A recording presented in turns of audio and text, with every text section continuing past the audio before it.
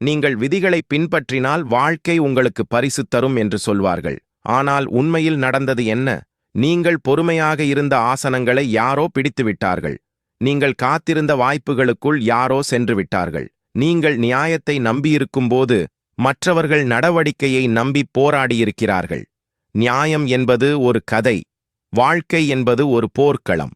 அந்த போர்க்களத்தில் வெற்றியடைவது காத்திருப்பவர்களால் இல்லை, முயற்சி எடுப்பவர்களால் இல்லை, நேரத்தை உருவாக்குபவர்களால்தான்.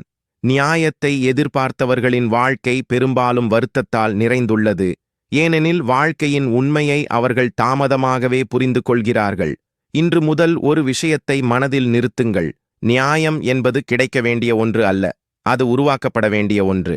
நீங்கள் எடுக்கும் ஒவ்வொரு முயற்சியும் உங்கள் பக்கத்தில் மேசையை நகர்த்தும். நீங்கள் எதிர்பார்ப்பை நிறுத்தும்போதுதான் நீங்கள் செயல்படத் தொடங்குவீர்கள். மூன்றாவது விதி: அனைவருக்கும் அணுகலை கொடுக்காதீர்கள். உங்கள் மனம் உங்கள் ஆலயம், உங்கள் ஆற்றல் உங்கள் சொத்து, உங்கள் நேரம் உங்கள் பொறுப்பு.